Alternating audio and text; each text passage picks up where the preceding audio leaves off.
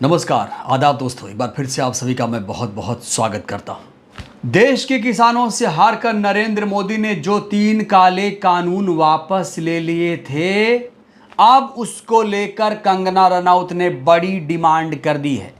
कंगना रनौत जो कि बीजेपी की सांसद हैं, मोदी जी की चहेती सांसद हैं, उन्होंने कहा है कि वो जो 3 काले कानून वापस लिए गए थे उसे बहाल किया जाए, उसे वापस लाया जाए। दोस्तों याद करिए, पंजाब, हरियाणा, यूपी के किसानों ने दिल्ली को घेरा था, तब जाकर जीत मिली थी। कितने किसान शहीद हुए थे, कितने के घर तबाह हुए थे, शायद कंगना रनौत को इस बात का अंदाजा नहीं है। इसीलिए दोस्तों कंगना ने हरियाणा में जाकर ये डिमांड कर दी है, अपने चहेते प्रधानमंत्री से डिमांड कर दी है कि वो काले कानून वापस लाओ। कंगना लगातार दोस्तों किसानों को टारगेट कर रही है, किसानों को लगातार अपमानित करने का काम कर रही है। कई मौकों पर कंगना किसानों को बदनाम कर चुकी है, अपमानित कर चुकी है। एक बार फिर से कंगना ने किसानों को आहत कर दिया है। आपको मैं वीडियो दिखाना चाहता हूं जिसमें कंगना रनौत ने साफ तौर से कहा है कि वो तीनों काले कानून सरकार वापस लाए, इससे किसानों का भला हो जाए।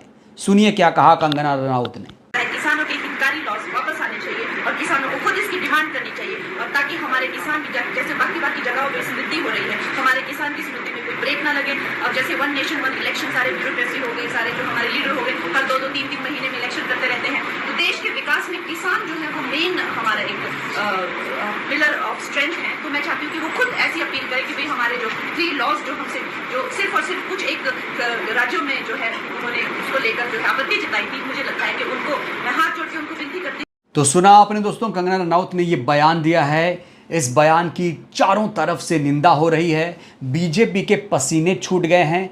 तो दोस्तों इस बयान के बाद देश भर के किसान फिर से नाराज हो गए हैं। मोदी सरकार बैकफुट पर हो गई है। जो हरियाणा के किसान है खास तौर से, वो नाराज हो गए हैं। दोस्तों कंगना के इस बयान से कहा जा रहा है कि हरियाणा में अब बीजेपी को बहुत बड़ा नुकसान होगा, क्योंकि वहां के जो किसान है एक बार फिर से बीजेपी से नाराज हो गए हैं।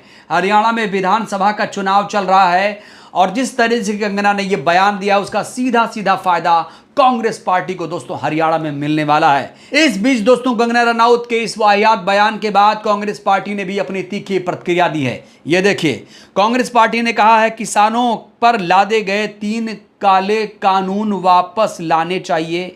बीजेपी की सांसद कंगना रनौत ने यह बात कही है। देश के 750 से ज्यादा किसान शहीद हुए, तब जाकर मोदी सरकार की नींव टूटी और ये काले कानून वापस हुए। अब बीजेपी के सांसद फिर से इस कानून की वापसी का प्लान बना रहे हैं।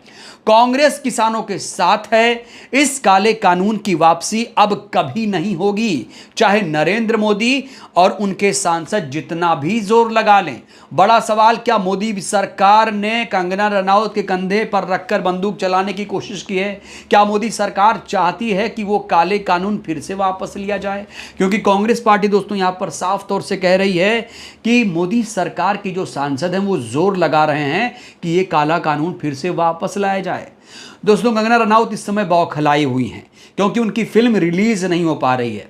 जून से अगस्त, सितंबर, अब कहा जा रहा है अक्टूबर में उनकी इमरजेंसी फिल्म रिलीज होगी। और रिलीज हो दोस्तों बहुत मुश्किल है, क्योंकि लगातार फिल्म का विरोध हो रहा है और बीजेपी के ही लोग समर्थक वहां सेंसर बोर्ड में बैठे हुए हैं, फिर भी फिल्म रिलीज नहीं हो रही है।